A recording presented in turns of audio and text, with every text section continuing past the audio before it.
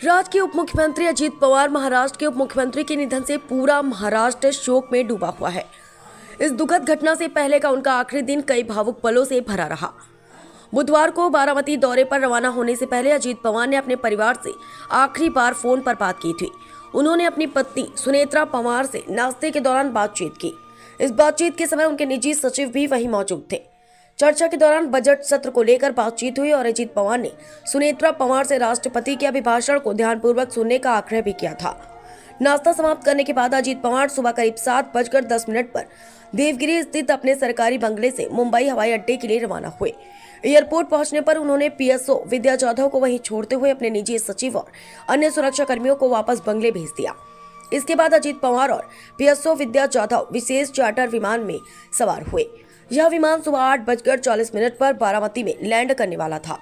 इसी निर्धारित समय को देखते हुए बारामती एयरपोर्ट पर उनकी सुरक्षा में तैनात सुरक्षाकर्मी उनके स्वागत और सुरक्षा इंतजामों के साथ मौजूद थे, लेकिन नियति को कुछ और ही मंजूर था। बारामती में लैंडिंग के दौरान विमान असफल रहा और कुछ ही क्षणों में वह एक भीषण दुर्घटना का शिकार हो गया। इस हृदय विदारक हादसे ने न केवल पवार परिवार बल्कि पूरे महाराष्ट्र को गहरे शोक में डुबो दिया। दादा की राजनीति पर डालते एक नजर। 16 साल में रिकॉर्ड 6 बार उप मुख्यमंत्री, फिर भी अधूरा रह गया मुख्यमंत्री बनने का सपना। महाराष्ट्र की राजनीति में अगर किसी नाम ने सबसे ज्यादा उतार चढ़ाव, सत्ता के शिखर और संघर्ष तीनों को एक साथ जिया है तो वो नाम है अजीत पवार। महाराष्ट्र के उप मुख्यमंत्री साल 1991 से शुरू हुआ उनका राजनीतिक सफर 2026 तक पहुंचते पहुंचते सत्ता के कई पड़ावों से गुजरा। उन्होंने राज्य मंत्री, कैबिनेट मंत्री, सिंचाई मंत्री और उप मुख्यमंत्री जैसे अहम पद संभाले, लेकिन तमाम ताकत और अनुभव के बावजूद प्रदेश का मुख्यमंत्री बनने का सपना अधूरा ही रह गया। 11 साल सिंचाई मंत्री, फिर भी विवादों का साया। अजीत पवार ने 1999 से 2010 तक लगातार 11 साल सिंचाई मंत्री के रूप में काम किया। इस दौरान राज्य में बड़े बड़े सिंचाई प्रकल्प हुए, लेकिन सिंचाई घोटाले के आरोप ने उनके राजनीतिक जीवन पर गहरी छाया डाल दी। 25 सितंबर 2012 को इन्हीं आरोपों के चलते उन्हें कैबिनेट से इस्तीफा देना पड़ा। यह उनके करियर का सबसे भावनात्मक और कठिन मोड़ माना जाता है।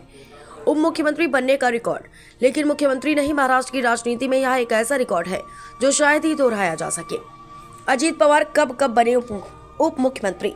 पहली बार 11 नवंबर 2010 से 25 दिसंबर 2012, दूसरी बार 25 अक्टूबर 2012 से 27 सितंबर 2014, तीसरी बार 23 नवंबर 2019 से 26 नवंबर 2019, चौथी बार 30 दिसंबर 2019 से 29 जून 2022, पांचवी बार 2 जुलाई 2023 से 4 दिसंबर 2024, छठी बार 5 दिसंबर 2024 से 28 जनवरी 2026। कुल 16 वर्षों में 6 बार उप मुख्यमंत्री। यह अपने आप में महाराष्ट्र का एक ऐतिहासिक रिकॉर्ड है। हर बार सत्ता के करीब, लेकिन कुर्सी एक कदम दूर। 2019 में उप मुख्यमंत्री बने, लेकिन सरकार 3 दिन में गिर गई। बाद में दोबारा सत्ता में आए, पर उप मुख्यमंत्री की कुर्सी फिर भी दूर रही। 2023 और 2024 में फिर उप मुख्यमंत्री बने, लेकिन मुख्यमंत्री पद का सपना हर बार अधूरा रह गया।